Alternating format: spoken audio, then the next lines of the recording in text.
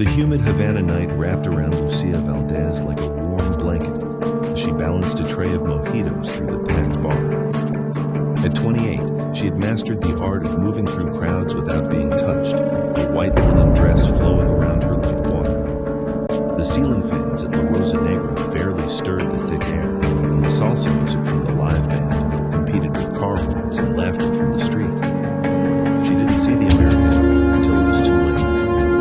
Ethan pushed through the beaded curtain rings, his camera bag hanging heavy on his shoulder, his light blue shirt already marked with sweat stains. He looked like every other person wandering into Old Havana looking for adventure, except for his eyes, which moved too carefully across the room, taking in details, measuring exits. They collided at the exact center of the bar.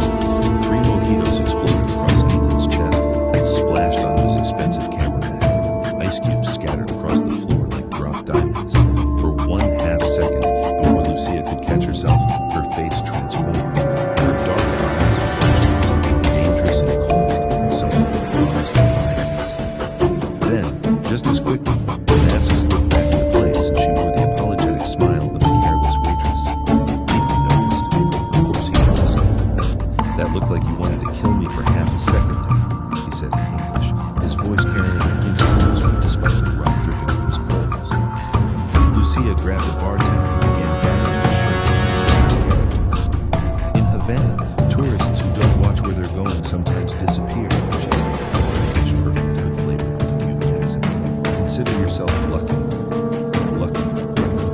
Ethan watched her hands work, noting the calluses on her palms, not the hands of someone who only carried drink trays. Lucía, she stepped back, ready to disappear into the crowd. In the corner of the bar, her cousin Diego watched the exchange with dark eyes. His hand drifted toward his waistband, where Lucía knew he kept his gun. She gave him the smallest shake of her hand. Not you. Beside Ethan, a thin Cuban man in an oversized polo shirt leaned close.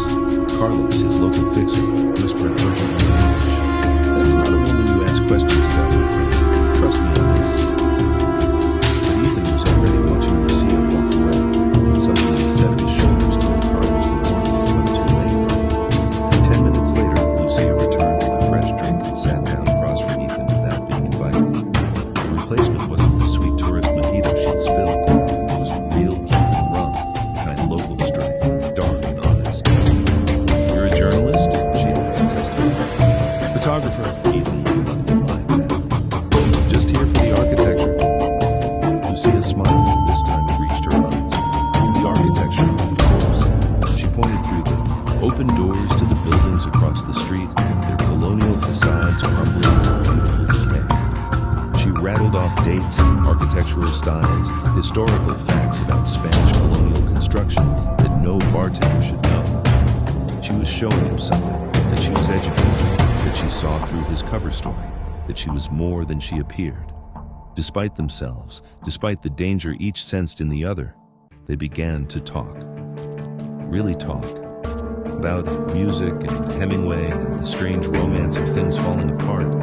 The conversation flowed easily, almost magically, as if they'd known each other before this moment.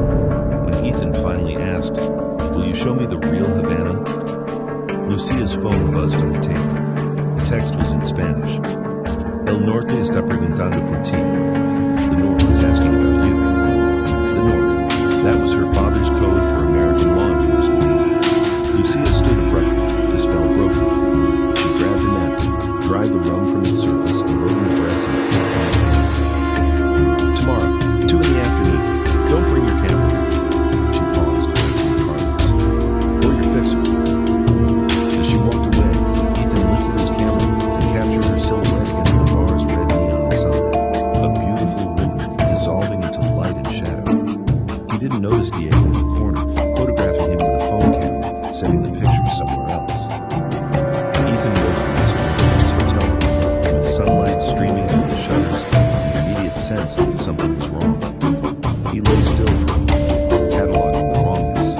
His notebook was on the desk where he left it, but the angle was slightly different. His camera bag had been moved 2 inches to the left. The papers in his laptop case had been shuffled and returned, almost their original order. Someone had searched his room.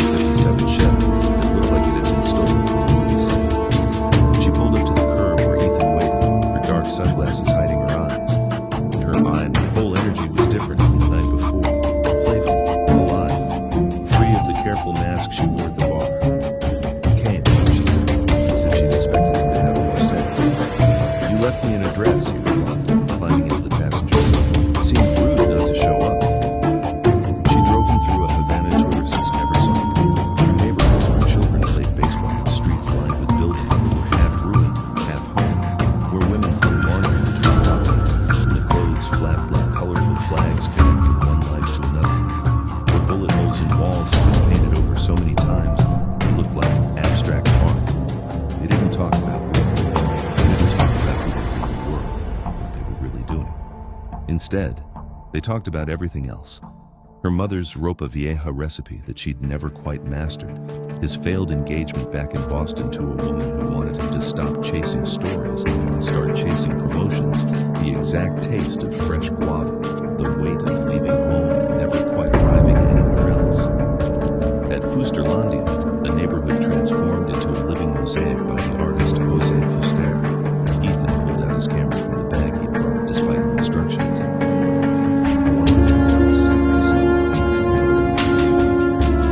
She grabbed his wrist before he could raise the camera. I told you no camera. The physical contact sent electricity through both of them. Neither was it.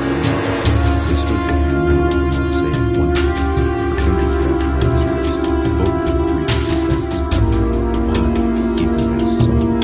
Why can't I photograph you? His photographs last forever, Lucía said, and I might not. Over the next 2 weeks, they fell into a pattern. Lucía controlled when and where they met. Always in public spaces, always in crowds where multiple exits existed. She texted him poetry in Spanish, deflected his questions with questions of her own. Ethan sent her honest messages about what he was doing, what he was feeling, and carefully dishonest messages about what he was investigating. Both were gathering intelligence while falling into genuine attraction. Both knew they were lying. Neither would stop. One night, Lucía took him to Casa de la Música, an open-air venue where couples danced under strings of lights while a live band played salsa that seemed to pulse from the earth itself. You can't understand Cuba until you can dance salsa, she informed him, pulling him with the foot. She taught him the basic steps, her hands on his hips, correcting his posture, laughing at his terrible rhythm. He stepped on her feet twice. She didn't seem to mind. Americans always try to lead before you learn to listen, she teased, her body moving effortlessly to music that barely followed. Maybe I just need a better teacher. Maybe you just need to surrender control. As they danced, a man in an expensive Guayabera shirt cut between them, smoothly taking Lucia's hand and spinning her away from Ethan. Diego, her cousin, moved with the casual menace of someone who knew how to hurt people efficiently. He whispered in Ethan's ear, his English perfectly cold. She's not for you, periodista, journalist. Go home while you still can. Lucia intervened with rapid Spanish, her voice sharp. Diego responded, gesturing at Ethan. The conversation was brief and violent in tone, ending with Diego walking away but glancing back with a look that promised their conversation wasn't over. What was that about? Ethan asked. Family is complicated in Cuba, Lucía replayed in his court. Especially mine. They left the venue and walked along the mountain, a famous scene where waves crashed over the concrete and soaked anyone who walked too close. The spray felt good against their skin. My father is dead, Lucia said suddenly. He died when I was 16, left me alone with responsibilities I never asked for. She was lying about him being dead. The emotion was real. The loneliness. The weight of secrets she couldn't share. The exhaustion of always pretending. Ethan responded with his own truth. My father was FBI. He was never home. He had this one case that consumed his entire life. A Cuban cartel investigation. It destroyed our family. He died at his desk, surrounded by files when he was in college. Heart attack. I found him there, buried in paperwork about people he'd never met, chasing justice he'd never seen. They sat on the seawall, their shoulders touching, salt spraying their hair. Lucía rested her head on his shoulder for exactly 10 seconds, allowing herself that moment of weakness before pulling away. I shouldn't see you again, she said. Not so much. She smiled, small and said, I will. 3 weeks into their relationship, she let Ethan into an apartment above the bar for the first time. It was sparse but beautiful. Whitewashed walls, wooden shutters, and shelves crammed with books in Spanish, English, and French. Philosophy, poetry, history, novels. The library of SANGRE, much richer than her circumstances suggested. They shared coffee and pan con timba, this morning light filtered through sheer curtains. Ethan's phone rang, his editor pushing him on the cartel story, demanding updates and evidence. He silenced it without answering. Lucía Lucia watched him make that choice, watched him prioritize this moment over his work, and felt something crack inside her chest. She was supposed to be finding out what managing the threat. Instead, she was memorizing the way he laughed. They kissed. It was urgent and complicated, both of them pulling back afterward as if they'd touched something too hot. "I'm not here just for photographs," Ethan admitted. "I know," Lucia said. "I'm investigating offshore, money laundering, cartel connections too." She stopped him with another kiss, this one desperate. "Not today. Today we're just two people. Can we do that? Just for today?" He nodded against her lips. "Just for today." Both of them knew today was already over. Tomorrow was coming. And tomorrow, every day. At 3 in the morning, Lucia's phone shattered the silence. Beside her, Ethan slept deeply, his arm draped across her waist, his breathing deep. She carefully extracted herself from his embrace and carried the phone into the bathroom. Her father's voice, smooth as aged rum, just as dangerous. Maximo Valdés, the man everyone thought was dead. "Papa," she kept her voice to a whisper. "Your journalist is getting too close to the Santiago operation. He's intercepted your locations. He knows about the shipping containers and offshore accounts. He cannot publish this information." Lucia stared at her reflection in the bathroom mirror, a woman caught between two worlds, belonging fully to neither. "I'll handle it. Handle it, or Diego. Bring him to the warehouse Thursday. We'll make it look like a loan. Quick, professional. He won't suffer." The line went dead. Lucia stood in the bathroom for a long time. Her reflection fractured her vision as tears blurred her eyes. She had known this moment would come. She had known from the first night that Ethan was a threat to her family, to the organization, to everything her father had built from blood and shadow. She returned to bed and lay beside him, not sleeping, tracing the line of his jaw without touching. She had 3 days to make a choice: protect her family or save Ethan. She chose a third option. She would sabotage his investigation without killing him. The next morning, while Ethan showered, Lucia let herself into his hotel room, using the key he'd given her long before. Her hands shook as she photographed his files with her finger, uploading each image to an encrypted server. She deleted key witness contacts from his phone, replacing them with dead numbers. She found the interview recordings on his laptop and replaced them with corrupted files that would play for 30 seconds before dissolving into stench. She worked quickly, professionally, the way her father had taught her. Then she found a folder labeled Valdés Cartel. Her hands stopped shaking. They went completely still. Inside were decades-old documents, FBI case files, surveillance footage. A picture of a man in his 50s, handsome and serious, wearing a FBI badge, Agent Thomas Cole. Beneath the photo, a handwritten note in Ethan's writing. "Dad, I'll finish what you started. The daughter is the key. E." The daughter is the key. She heard the shower shut off. She was standing there, holding the photo of Ethan's father, when he emerged from the bathroom of the tower. "Lucia?" Confusion crossed his face, followed by realization. "What are you doing with my..." She held up the photo, her voice breaking. "Who is this?" Ethan froze, water dripping from his hair onto the floor. "Who is this?" she demanded again, louder. "My father. He was FBI. He was obsessed with the Cuban cartel case. It destroyed our family. He died at his desk, surrounded by files on Maximo Valdés," she finished, her voice completely dead now. The silence that followed was the sound of everything breaking at once. "My father," Lucia whispered. Ethan's face went pale. "Your father is dead. You told me. I lied." Her laugh was bitter, ugly. "I lied about everything." They met that afternoon at Rosa Negra when the bar was closed. Diego stood in one corner, hand near his weapon. Carlos stood on the opposite row, ready to pull Ethan out if things went wrong. "I didn't know you were his daughter," Ethan said, his voice raw. "I swear to God, I had no idea." "But you knew I was connected," Lucia cut him off. "You knew something was wrong, and you used me anyway." "You're a bartender. How was I supposed to know?" Lucia slammed her palm on the bar, hard enough to make the bottles rattle. "Because you should have asked, but you were too busy playing detective just like your father."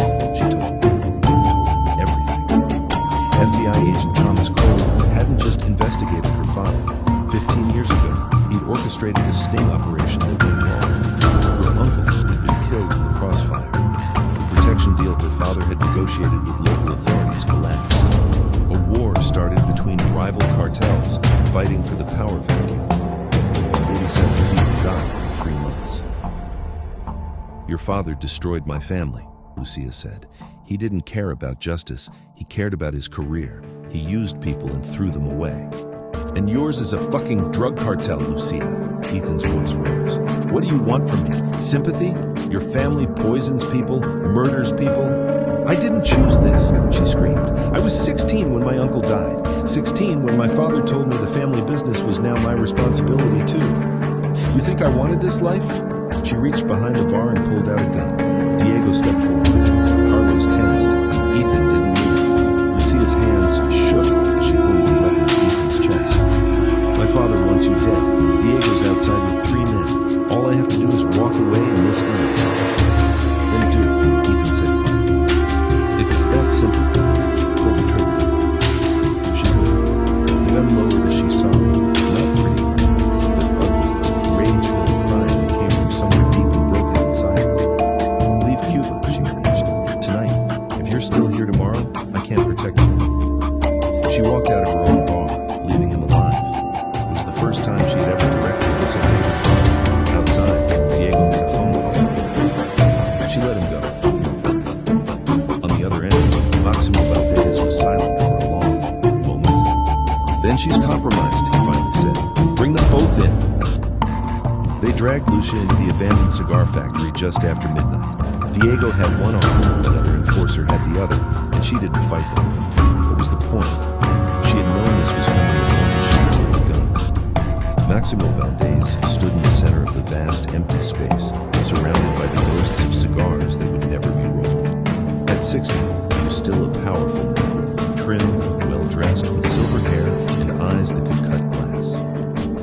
You've embarrassed me, Mijo, he said in Spanish, his tone almost gentle. Almost. Sleeping with the enemy's son? I didn't know who he was, she replied. But now you do. And still you let him live. Where is he? Gone. Put him on a plane to Miami. Diego shook his head.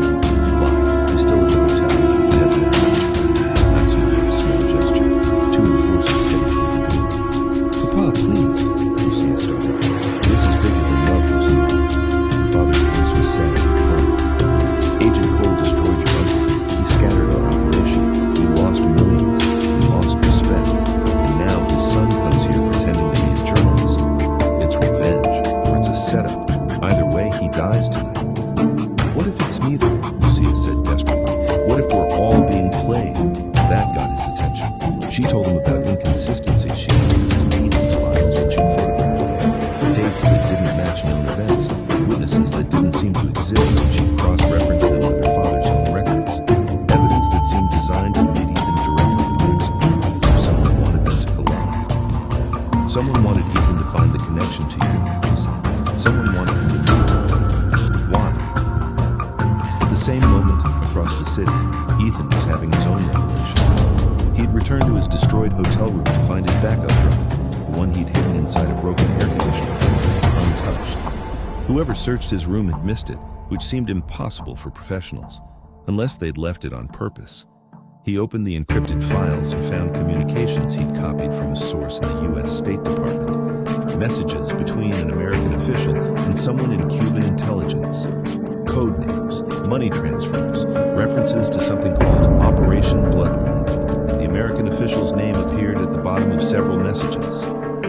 Richard Moss. Ethan's blood went cold. Richard Moss, his father's former partner at the FBI, the man who delivered the eulogy at Thomas Cole's funeral, the man who encouraged Ethan to finish his father's work. He started pulling up old files, comparing handwriting on margin lines. The writing on recent documents supposedly from Ethan's source didn't match Ethan's style, but it did match notes from 15 years ago, notes attributed to Richard Moss. Back at the warehouse, Lucía showed her father the photos she'd taken from Ethan's files. Máximo stared at a particular document, his face going still. Where did you get this? He asked. From the journalist's room. Why? He compared the document to old FBI papers from the raid that killed Lucia's uncle, papers he kept as evidence of his enemy's crimes. The handwriting, he said slowly. On the margin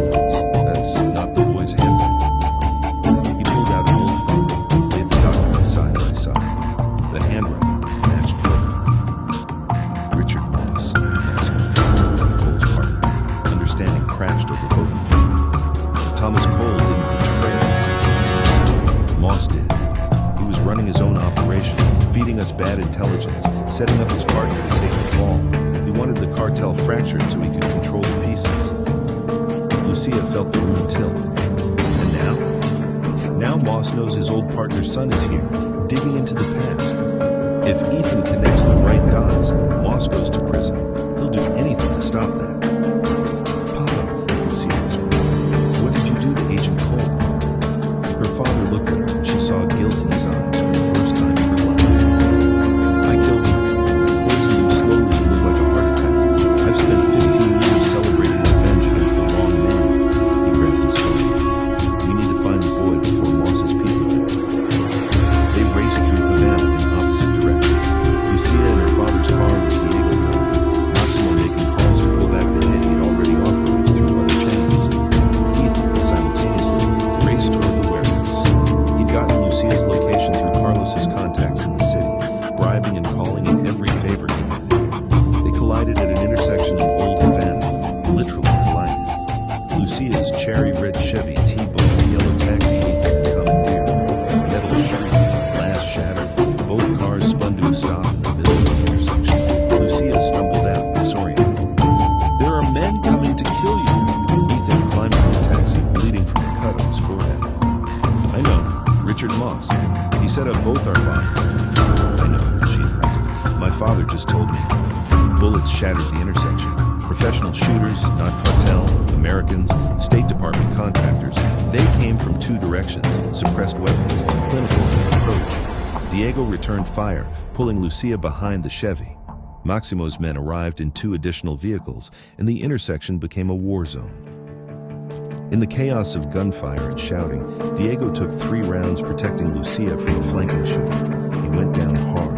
Lucía crawled to him, screaming, cradling her cousin's head as blood soaked her hands. He tried to speak, coughed blood instead, and went still. Ethan tried to pull her to safety, but she fought him, wild with grief. This is your fault, she screamed at him in English. Your father, your investigation. If you just left it alone, Diego would be alive. My father was murdered, Lucia, Ethan shouted back. Just like your uncle, we're both victims of the same man. An explosion separated them. A grenade, professional grade, smoke and fire and confusion filled the street. Clear, Lucía was gone. Ethan felt hands grabbing him, pulling him into a car. He fought until he heard Maximo's voice. Stop! I'm saving your life, you idiot! My daughter would never forgive me if I let you die. They drove in silence through the city as sirens wailed behind them. Where is she? Ethan finally asked. Safe. Away from this. I need to see her. What you need, Maximo interrupted, is to understand that love is not enough. Some things cannot be forgiven. Some distances cannot be crossed. With my daughter, you were torn from the moment you met. Ethan stared out the window at Havana passing by, beautiful, and said nothing. Ethan grew up in a farmhouse in Pinellas, tobacco west.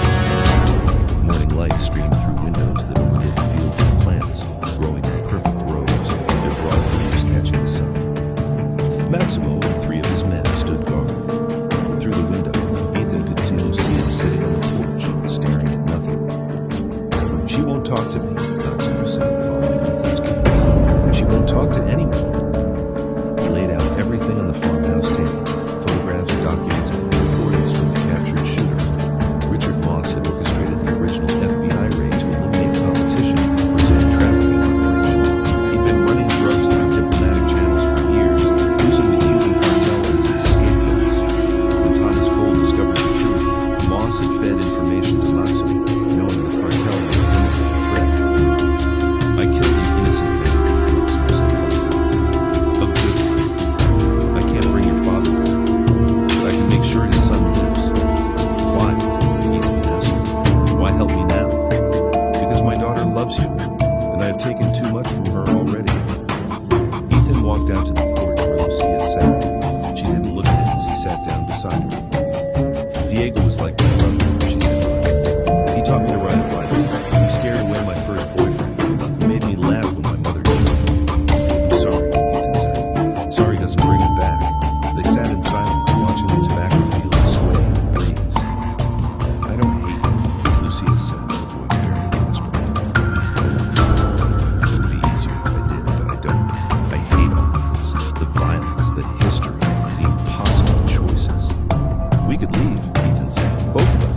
Start over somewhere else? She finally looked at him, her eyes red from crying. And do what? Pretend none of this happened? Pretend Diego didn't die? Pretend our fathers didn't destroy each other? No, he said. Remember all of it, but not let it define us. Inside, Maximo was making calls, setting the plan in motion. Ethan would publish everything, exposing Richard Moss and the entire operation. But he needed to get the evidence out of Cuba safely, which was impossible with Moss's people watching every port and airport. I know a way, she said when they got inside. A boat. My mother's family has connections in the fishing villages. It's dangerous and impossible. Come with me, Ethan said immediately. A long pause filled the room. Lucy looked at her father. I can't leave you. Maximo crossed to his daughter and took her hands. Yes, you can. This life, he gestured to the weapons, the guards, the constant looking over shoulders. This isn't what your mother wanted for you. I made you a prisoner. I thought I was protecting you, but I was only trapping you. Go, live, be free of this. Papa, forgive me, he whispered, pulling her into an embrace, for all of it. Forgive me. That afternoon, Lucia and Ethan turned the tobacco fields. I pointed a gun at you, she said. I used you, lied to you, used your feelings to get information. Are we even? Oh. She stopped walking and turned to face him. I don't know how to do this. Trust. Relationships. I don't know how to be someone who isn't defined by violence. Neither do I. My whole life was about finishing my father's work. Revenge. I don't know who I am without that mission. Then we'll figure it out together. Or we won't. But I want to try. They kissed. Different from every kiss before. Honest. Scared. Real. They reached the fishing village before dawn. The boat was small and rickety but seaworthy. Maximo's men secured the perimeter while the vessel was prepared. Before they boarded, Maximo pulled Ethan aside. Your father, Thomas, he loved you. I read his journals when I stole them after he died. Every page mentioned you. He was trying to finish the case so he could finally come home and spend time with his son at least. I took that from him. You saw it. Ethan's eyes filled with tears. He's gone. You're giving me something. You're giving me a reason to live for something instead of die for something. Thank you. Just as the boat pushed off from the dock, the gunfire erupted. Moss had found one final attempt to silence the truth. Maximo's men held them off, returning fire while the boat's engine came to life. Lucia stood at the railing, watching her father fight, knowing she might never see him again. Ethan held her as the Cuban shore faded into morning mist, the sun rising over the water, turning everything gold. On the boat, wrapped in blankets against the spray, they talked about the future. When we get to Miami, I'll have nothing, Lucia said. No family, no money, no identity papers, no life. You'll have me, Ethan replied. And the truth, that's something. Is it enough? I don't know, but it's honest. It's more than we had before. She nodded slowly. Honest? Yes, can work with honest. 6 months later, the congressional hearing room in Washington, D.C. was packed with reporters, cameras, and federal agents. Ethan sat at the witness table, testifying about Richard Moss's decades-long conspiracy. The evidence was overwhelming. Documents, recordings, financial records, witness testimony. News footage that evening showed Moss being led from the State Department in handcuffs. Official arrested in multi-decade trafficking conspiracy. Justice served. His father vindicated. But it felt hollow without Thomas Cole there to see it. That same evening in Key West, Florida, Lucia taught a salsa class in a small dance studio with wooden floors and mirrors on every wall. 10 students, mostly retirees and tourists, tried to follow her count. 1, 2, 3, 5, 6, 7, she called out in accent of English. Feel the music. Don't just count it. She was rebuilding, slowly. Therapy twice a week, English classes at the community college, learning to sleep without nightmares. Some nights she managed 3 hours without waking up. Some nights she managed 5. A letter arrived at the studio one afternoon. No return address. Postmarked from Mexico. Inside was a photograph of tobacco fields in Cuba and a single sentence in her father's hand. Proud of you, Eddie. She kept the photo. Ethan arrived at the studio after the hearing, exhausted from testifying, exhausted from journalists chasing him for quotes. saw him through the window. She ran outside and met on the sidewalk as tourists walked past and seagulls called over them. It's over. It's tight. Moss is going to prison. It's really over. Is it? She asked. Is anything ever over? The conspiracy is, the revenge, the investigation. That part's done. And us? What are we? He kissed her forehead. Still figuring that out. Still learning the steps. She smiled. A real smile, reaching her eyes. Then we keep dancing. They walked toward the beach hand in hand. The sun was setting over the water, painting the sky in shades of pink and orange. Pelicans dove from fish. Somewhere, a street musician played guitar. On the beach, Ethan pulled her close, and they swayed to music only they could hear. Her head rested on his chest, his hand held hers. They moved together, slightly off-rhythm but low. You're getting better at this. I have a good teacher. You're still stepping on my feet. Some things take time. She looked up at the sunset reflecting in her dark eyes. Promise me something. Anything. Promise me we'll be honest. Even when it's hard. Even when the truth hurts. No more lies. No more lies, he agreed. Just us. Figuring it out. Just us. They danced as the sun disappeared below the horizon, two silhouettes becoming one shadow in the sand. Two people who had collided in violence and found their way to something gentle. Two survivors choosing to heal together. Behind them, the world continued, complicated and dangerous and beautiful. Ahead of them, the future waited, uncertain and terrifying and full of possibility. But in that moment, dancing on a Key West beach as darkness fell and stars appeared, they were simply two people learning to trust again, learning to love without lies, learning that some collisions, painful as they are, lead you exactly where you need to be.